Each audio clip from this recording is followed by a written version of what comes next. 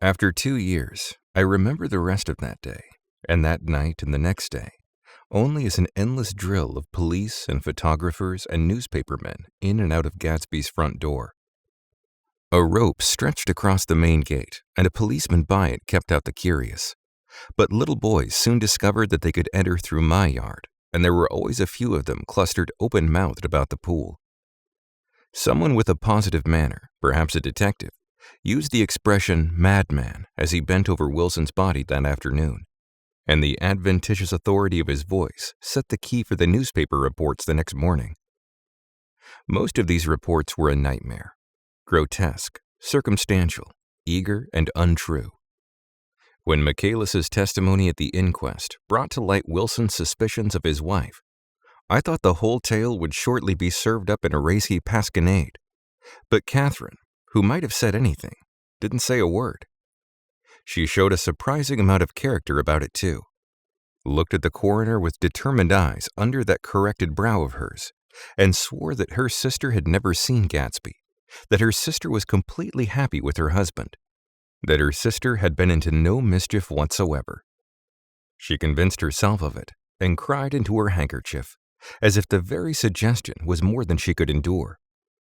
So Wilson was reduced to a man deranged by grief, in order that the case might remain in its simplest form.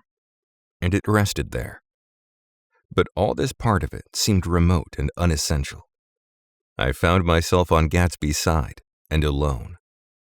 From the moment I telephoned news of the catastrophe to West Egg Village, every surmise about him and every practical question was referred to me.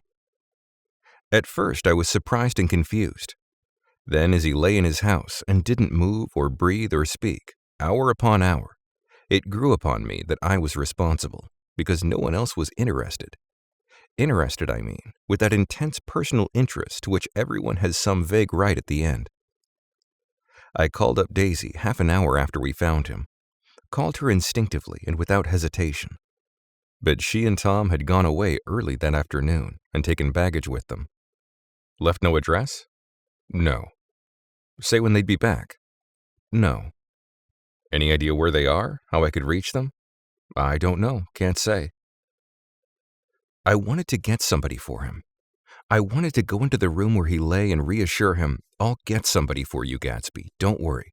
Just trust me and I'll get somebody for you." Meyer Wolfsheim's name wasn't in the phone book. The butler gave me his office address on Broadway, and I called information. But by the time I had the number, it was long after 5, and no one answered the phone. "Will you ring again?" "I've rung them 3 times. It's very important." "Sorry, I'm afraid no one's there." I went back into the drawing room and thought for an instant that they were chance visitors, all these official people who suddenly filled it. But as they drew back the sheet and looked at Gatsby with unmoved eyes, his protest continued in my brain. "Look here, old sport, you've got to get somebody for me. You've got to try hard. I can't go through this alone." Somebody started to ask me questions, but I broke away, and going upstairs, looked hastily through the unlocked parts of his desk. He'd never told me definitely that his parents were dead. But there was nothing. Only the picture of Dan Cody, a token of forgotten violence, staring down from the wall. Next morning, I sent the butler to New York with a letter to Wolfsheim, which asked for information and urged him to come out on the next train. The request seemed superfluous when I wrote it. I was sure he'd start when he saw the newspapers, just as I was sure there'd be a wire from Daisy before noon. But neither a wire nor Mr. Wolfsheim arrived. No one arrived except more police and photographers and newspapermen. When the butler brought back Wolfsheim's answer, I began to have a feeling of defiance, a scornful solidarity between Gatsby and me against them all. "Dear Mr. Carraway, this has been one of the most terrible shocks of my life to me. I hardly can believe it that it is all true. Such a mad act as that man did should make us all think. I cannot come down now, as I am tied up in some very important business and cannot get mixed up in this thing now. If there is anything I can do a little later, let me know in a letter by Edgar. I hardly know where I am when I hear about a thing like this, and am completely knocked down and out. Yours truly, Meyer Wolfsheim." And then hasty addenda beneath. Let me know about the funeral, etc. Do not know his family at all." When the phone rang that afternoon and long distance said Chicago was calling, I thought this would be Daisy at last. But the connection came through as a man's voice, very thin and far away. "This is Slagle speaking." "Yes?"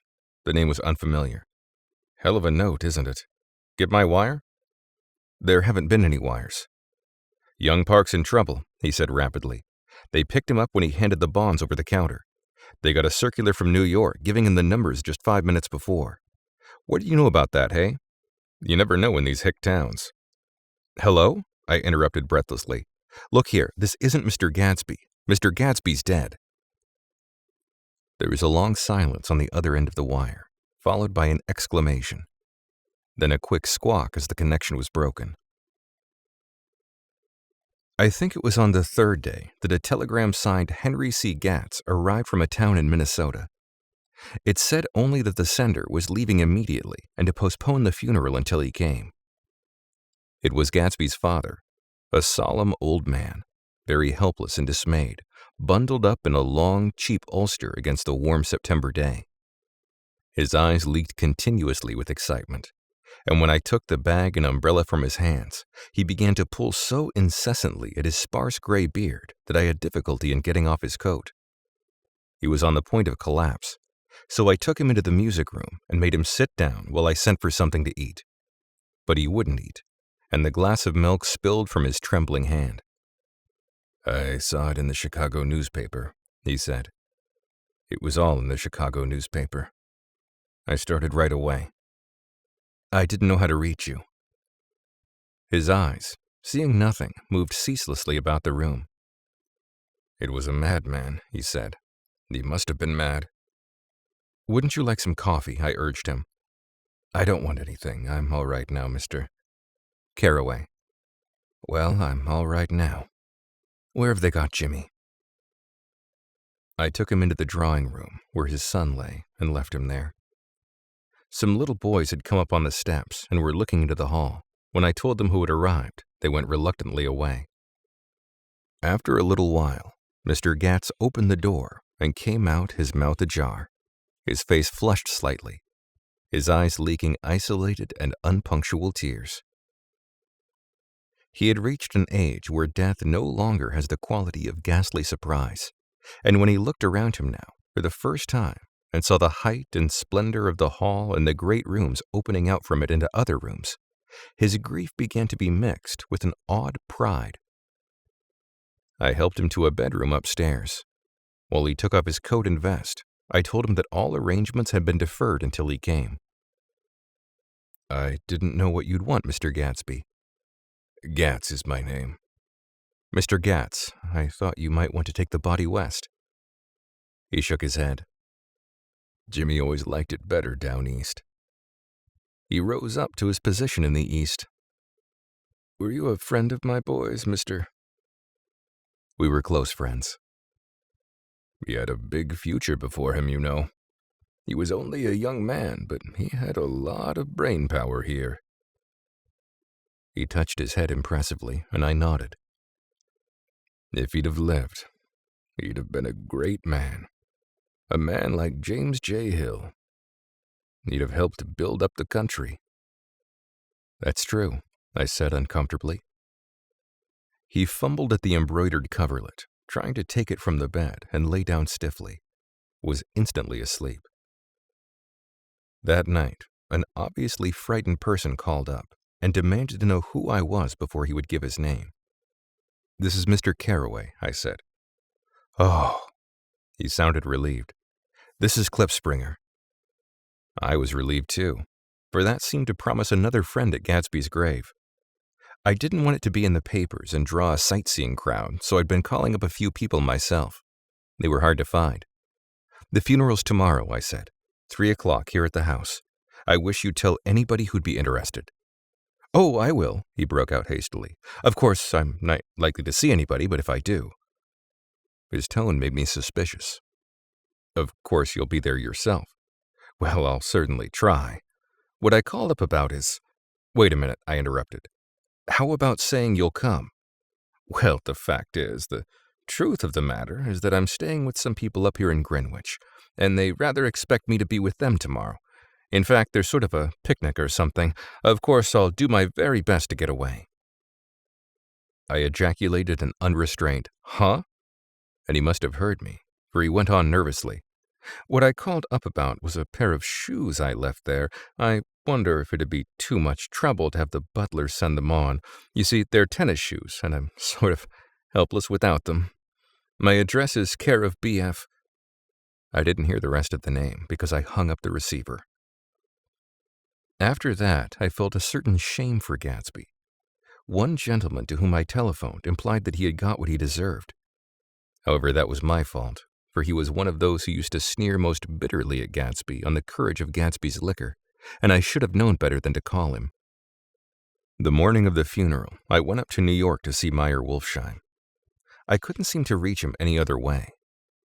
The door that I pushed open, on the advice of an elevator boy, was marked the Swastika Holding Company, and at first there didn't seem to be anyone inside. But when I'd shouted, "Hello," several times in vain, an argument broke out behind a partition, and presently a lovely Jewess appeared at an interior door and scrutinized me with black hostile eyes.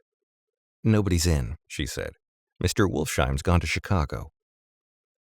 The first part of this was obviously untrue, for someone had begun to whistle "The Rosary" tunelessly inside. "Please say that Mr. Carraway wants to see him." "I can't get him back from Chicago, can I?" At this moment a voice, unmistakably Wolfsheim's, called, "Stella!" from the other side of the door. "Leave your name on the desk," she said quickly. "I'll give it to him when he gets back." "But I know he's there."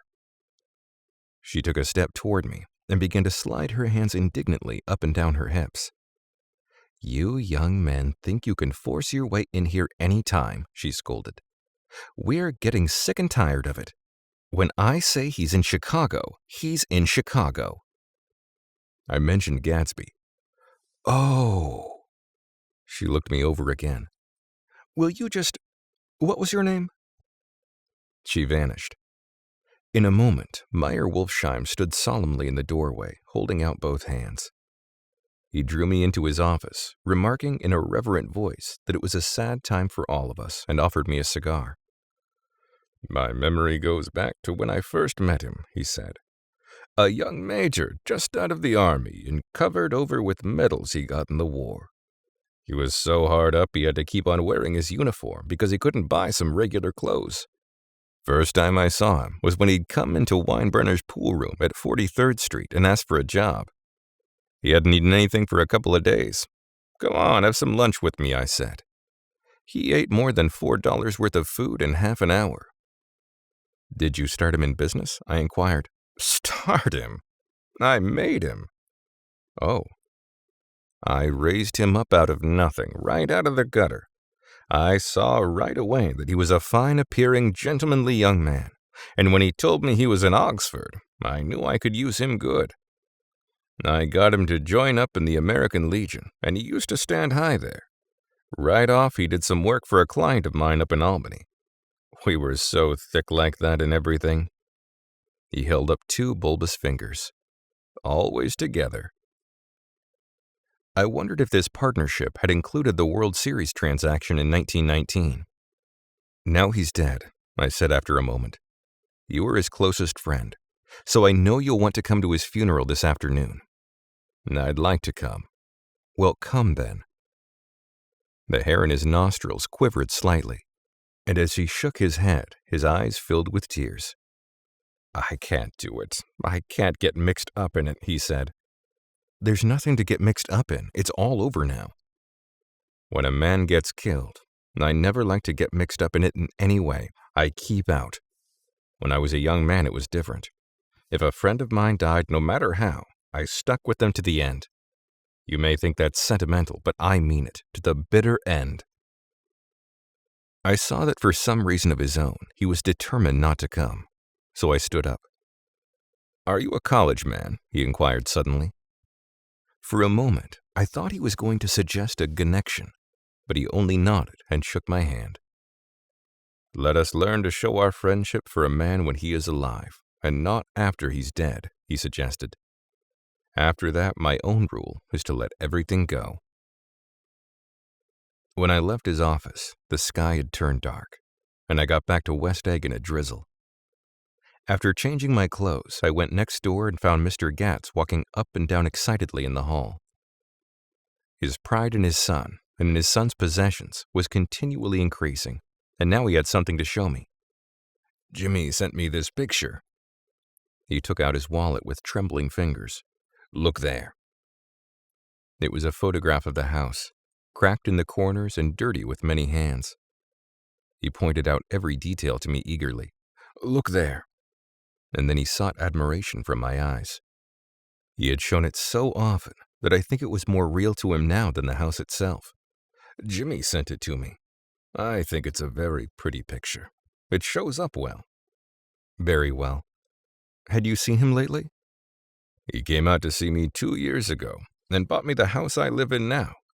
Of course, we was broke up when he run off from home, but I see now there was a reason for it.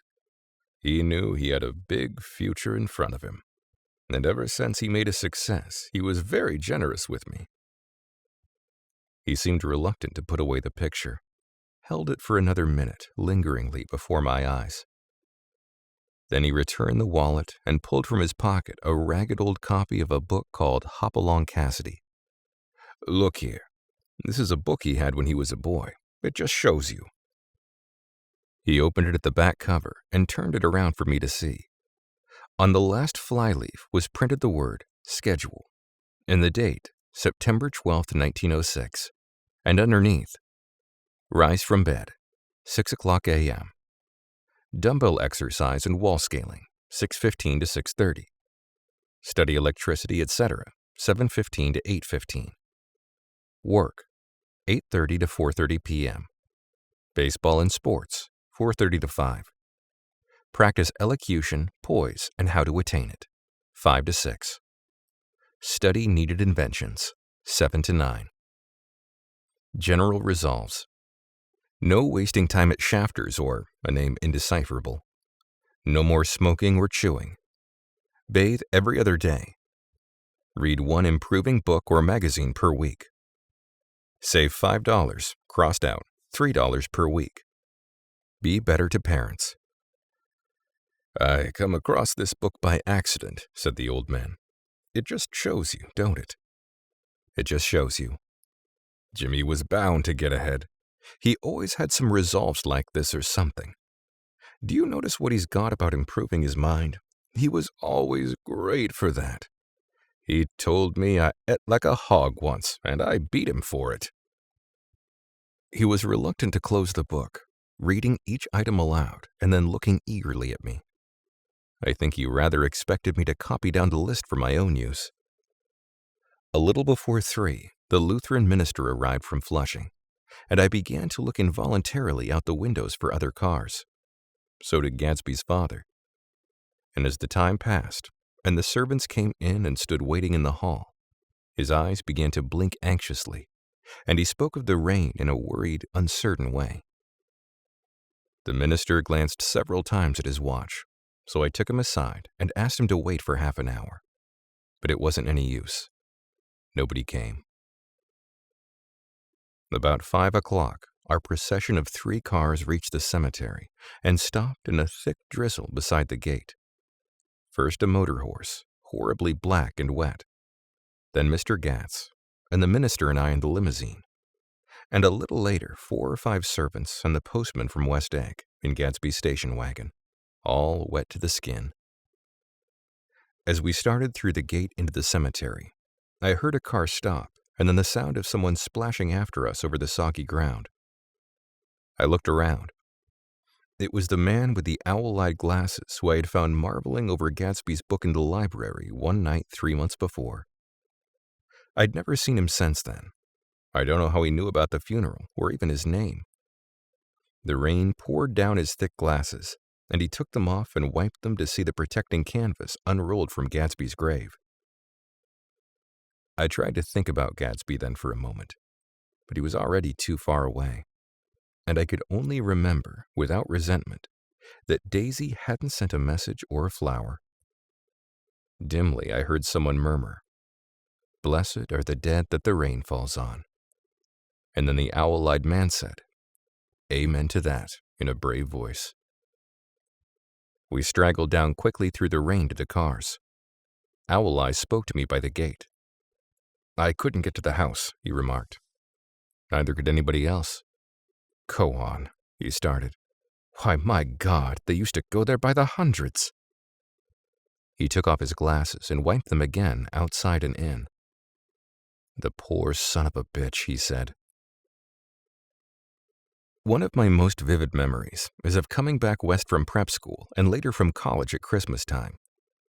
Those who went farther than Chicago would gather in the old dim Union Station at 6 o'clock of a December evening, with a few Chicago friends already caught up into their own holiday gaiety, and bid them a hasty goodbye. I remember the fur coats of the girls returning from Miss This or That's, and the chatter of frozen breath and the hands waving overhead as we caught sight of old acquaintances and the matches of invitations. Are you going to the Ordways, the Hershey's, the Schultz's? And the long green tickets clasped tight in our gloved hands. And last, the murky yellow cars of the Chicago, Milwaukee, and St. Paul Railroad looking cheerful as Christmas itself on the tracks beside the gate. When we pulled out into the winter night and the real snow, our snow, began to stretch out beside us and twinkle against the windows, and the dim lights of small Wisconsin stations moved by, a sharp wild brace came suddenly into the air. We drew in deep breaths of it as we walked back from dinner through the cold vestibules, unutterably aware of our identity with this country for one strange hour, before we melted indistinguishably into it again. That's my Middle West. Not the wheat or the prairies or the lost Swede towns, but the thrilling returning trains of my youth, and the street lamps and sleigh bells in the frosty dark, and the shadows of holly wreaths thrown by lighted windows on the snow. I'm part of that, a little solemn with the feel of those long winters, a little complacent from growing up in the Carraway house, in a city where dwellings are still called through decades by a family's name. I see now that this has been a story of the West. After all, Tom and Gatsby, Daisy and Jordan and I were all Westerners. And perhaps we possessed some deficiency in common which made us subtly unadaptable to Eastern life. Even when the East excited me most, even when I was most keenly aware of its superiority to the bored, sprawling, swollen towns beyond the Ohio, with their interminable inquisitions which spared only the children and the very old, even then, it had always for me a quality of distortion. West Egg, especially, still figures in my more fantastic dreams. I see it as a night scene by El Greco, a haunted house, at once conventional and grotesque, crouching under a sullen, overhanging sky and lusterless moon. In the foreground, 4 solemn men in dress suits are walking along the sidewalk with a stretcher on which lies a drunken woman in a white evening dress. Her hand, which dangles over the side, sparkles cold with jewels. Gravely, the men turn in at a house, the wrong house, but no one knows the woman's name, and no one cares. After Gatsby's death, the East was haunted for me like that, distorted beyond my eyes' power of correction. So when the blue smoke of brittle leaves was in the air, and the wind blew the wet laundry stiff on the line, I decided to come back home. There was one thing to be done before I left, an awkward, unpleasant thing that perhaps had better have been left alone. But I wanted to leave things in order, not just trust that obliging and indifferent sea to sweep my refuse away. I saw Jordan Baker and talked over and around what had happened to us together, and what had happened afterward to me, and she lay perfectly still, listening in a big chair. She was dressed to play golf, and I remember thinking she looked like a good illustration, her chin raised a little jauntily, her hair the color of an autumn leaf, her face the same brown tint as the fingerless glove on her knee. When I had finished, she told me without comment that she was engaged to another man. I doubted that, though there were several she could have married at a nod of her head, but I pretended to be surprised. For just a minute, I wondered if I wasn't making a mistake.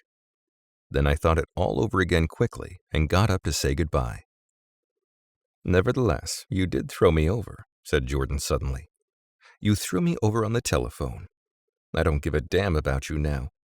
But it was a new experience for me, and I felt a little dizzy for a while." We shook hands. "Oh, and do you remember," she added, "a conversation we had once about driving a car?" "Why, not exactly." "You said a bad driver was only safe until she met another bad driver. Well, I met another bad driver, didn't I? I mean, it was careless of me to make such a wrong guess. I thought you were rather an honest, straightforward person. I thought it was your secret pride." "I'm 30, I said. "I'm 5 years too old to lie to myself and call it honor." She didn't answer. Angry and half in love with her and tremendously sorry, I turned away. One afternoon late in October, I saw Tom Buchanan. He was walking ahead of me along Fifth Avenue in his alert, aggressive way, his hands out a little from his body, as if to fight off interference, his head moving sharply here and there, adapting itself to his restless eyes. Just as I slowed up to avoid overtaking him, he stopped and began frowning into the windows of a jewelry store. Suddenly he saw me and walked back, holding out his hand. "What's the matter, Nick? Do you object to shaking hands with me?" "Yes, you know what I think of you." "You're crazy, Nick," he said quickly. "Crazy as hell. I don't know what's the matter with you." "Tom," I inquired, "what did you say to Wilson that afternoon?" He stared at me without a word, and I knew I had guessed right about those missing hours. I started to turn away, but he took a step after me and grabbed my arm. "I told him the truth," he said. "He came to the door while we were getting ready to leave, and when I sent down word that we weren't in, he tried to force his way upstairs. He was crazy enough to kill me if I hadn't told him who owned the car. His hand was on the revolver in his pocket every minute he was in the house." He broke off defiantly. "What if I did tell him? That fellow had it coming to him. He threw dust into your eyes just like he did in Daisy's, but he was a tough one. He ran over Myrtle like you'd run over a dog and never even stopped his car." There was nothing I could say, except the one unutterable fact that it wasn't true. "And if you think I didn't have my share of suffering, look here. When I went to give up that flat and saw that damn box of dog biscuits sitting there on the sideboard, I sat down and cried like a baby. By God, it was awful." I couldn't forgive him or like him, but I saw that what he had done was, to him, entirely justified. It was all very careless and confused. They were careless people, Tom and Daisy. They smashed up things and creatures, and then retreated back into their money or their vast carelessness, or whatever it was that kept them together, and let other people clean up the mess they had made. I shook hands with him. It seemed silly not to, for I felt suddenly as though I were talking to a child. Then he went into the jewelry store to buy a pearl necklace, or perhaps only a pair of cuff buttons, rid of my provincial squeamishness forever. Gatsby's house was still empty when I left. The grass on his lawn had grown as long as mine. One of the taxi drivers in the village never took a fare past the entrance gate without stopping for a minute and pointing inside. Perhaps it was he who drove Daisy and Gatsby over to East Egg the night of the accident, and perhaps he had made a story about it all his own. I didn't want to hear it, and I avoided him when I got off the train.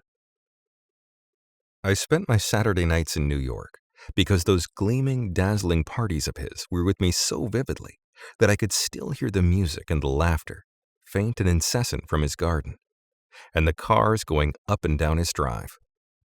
One night, I did hear a material car there, and saw its light stop at his front steps, but I didn't investigate. Probably it was some final guest who had been away at the ends of the earth and didn't know that the party was over. On the last night, with my trunk packed and my car sold to the grocer, I went over and looked at that huge, incoherent failure of a house once more. On the white steps, an obscene word, scrawled by some boy with a piece of brick, stood out clearly in the moonlight, and I erased it, drawing my shoe raspingly along the stone. Then I wandered down to the beach and sprawled out on the sand. Most of the big shore places were closed now, and there were hardly any lights except the shadowy, moving glow of the ferry boats across the sound. And as the moon rose higher, the inessential houses began to melt away, until gradually I became aware of the old island here that flowered once for Dutch sailors' eyes, a fresh, green breast of the New World. Its vanished trees, the trees that had made way for Gatsby's house, had once pandered in whispers to the last and greatest of all human dreams. For a transitory, enchanted moment, man must have held his breath in the presence of this continent. Compelled into an aesthetic contemplation he neither understood nor desired.